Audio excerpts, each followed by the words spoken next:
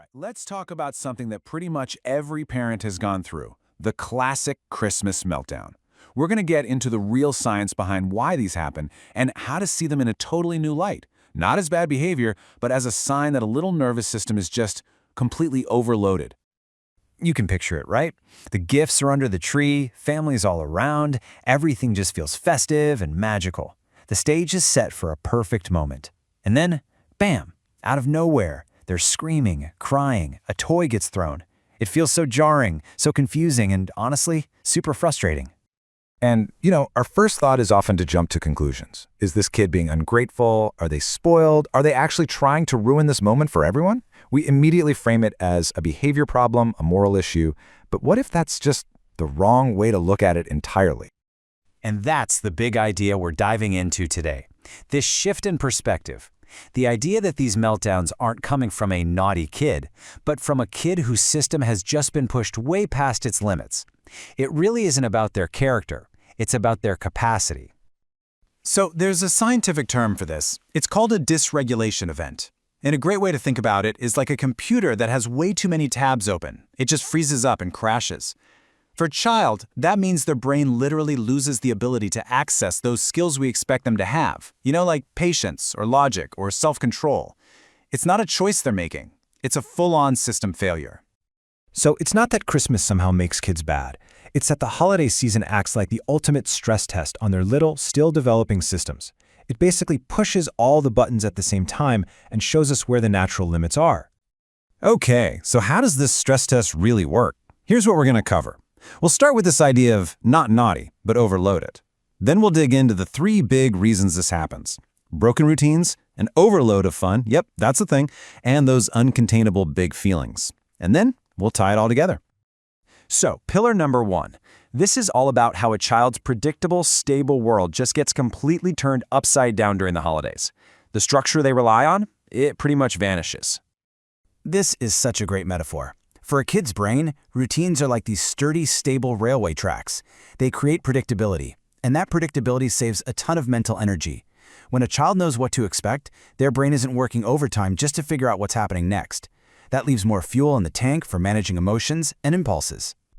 But Christmas, it just comes in and rips up those tracks. I mean, think about it. They're going to bed late, eating cookies for breakfast. They're in the car all the time, sleeping in strange beds, being rushed from one family gathering to the next. Every single one of those changes forces their system to burn more and more energy. And it all boils down to this really simple, powerful truth. When those routines are gone, kids just get flat out exhausted. They're not being naughtier, they're just tired. And a tired brain literally does not have the resources it needs to behave well. Okay, let's move on to our second pillar. Because it's not just about what's being taken away, like structure, it's also about what's being added. Even the things that are supposed to be fun can become totally overwhelming.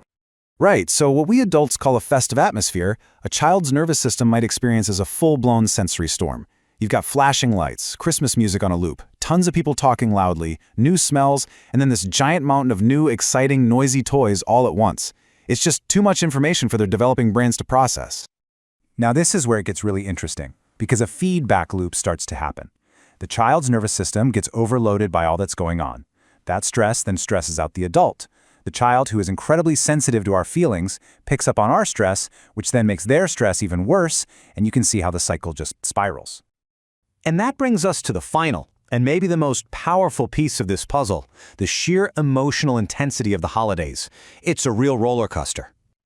First, you've got this pure, unfiltered excitement. That feeling that's so big, it feels like it's literally buzzing inside their bodies. Then, you layer on this intense, almost unbearable anticipation. The waiting for Santa, the waiting to finally open that one special present they've been dreaming about for weeks. But of course, that's often followed by the crash of disappointment. Maybe it wasn't the exact right toy, or maybe the moment just didn't feel as magical as they built it up to be in their head. And on top of all that, you mix in these really complex social feelings they're still trying to figure out, like jealousy when their cousin gets a cooler gift, or frustration because they have to share. It's a really potent emotional cocktail. So when all those huge feelings get too big for their little internal container to hold, they have to spill out somewhere. The yelling, the crying, the kicking, that's not some thought-out manipulative strategy. It is simply a release valve. It's the only way for a system that's gone way past its limit to let off some steam. Okay, so we've looked at the 3 pillars: the broken routines, the sensory overload, and the big, big feelings. Now let's just put it all together to see the whole recipe for a meltdown. The main takeaway here is that these meltdowns are not random. There's a pretty predictable recipe. Step 1, you take away their routine. You pull up those railway tracks. Step 2, you add a flood of overstimulation, lights, sounds, people. And step 3, you pour in that intense cocktail of feelings. The result isn't a naughty kid. It's an absolutely inevitable system overload.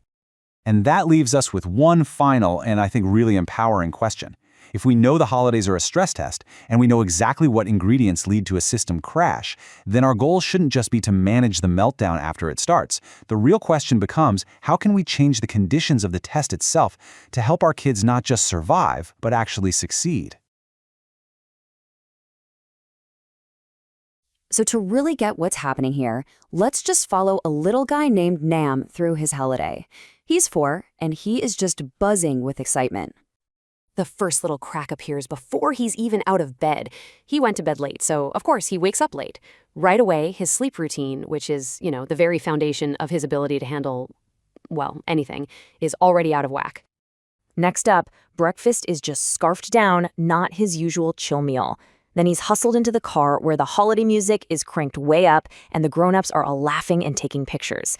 The stimulation is already starting to pile up piece by piece. He gets to his relative's house and, boom, it is full of people. Faces everywhere. Some he knows, some he doesn't. And he's immediately getting pulled from one person to the next, told to give hugs, answer questions, have you been a good boy?